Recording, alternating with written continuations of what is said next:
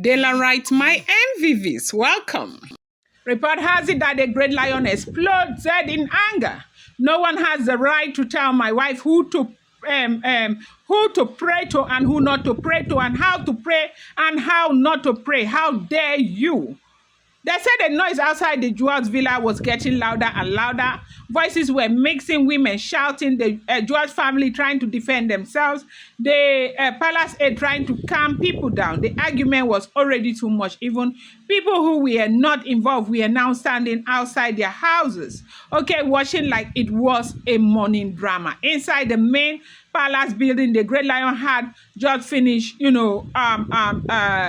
refreshing and was preparing for a quiet morning. One of his personal guard rushed in with confusion written all over his face. Kabiyesi, there is trouble at the Jewel's villa, in front of the Jewel's villa.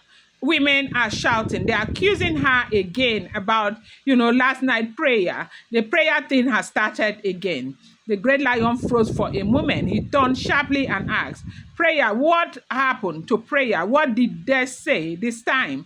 Kabiyesi, they said the midnight prayer blocked their movement. They said they couldn't fly. They are warning the Jewel not to pray at night again. The Great Lion face changed instantly. His chest rose. His expression hardened. It wasn't even anger anymore. It was pure disbelief mixed with insult. He grabbed his royal cloth, tied quickly, stepped out and headed straight for the Jewel's villa. He didn't wait for God. He didn't wait for elders. He just walked straight with fire in his eyes. By the time he arrived, the women were already shouting the same again. This is a traditional palace. We don't like prayers. It disturbs us at night.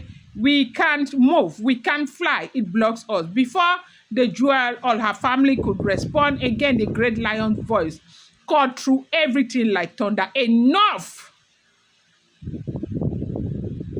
Everybody froze. The entire compound went silent.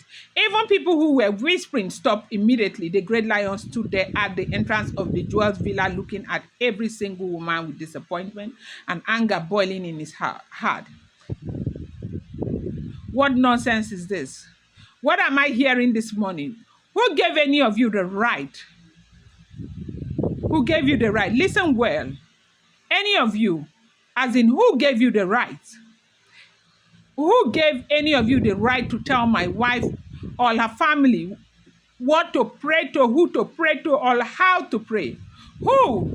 The women started shifting uncomfortably with, some tried to bow slightly, others looked down, but he didn't stop. The silence only made what he said next more powerful. So, because my wife prayed to her God, you people are angry.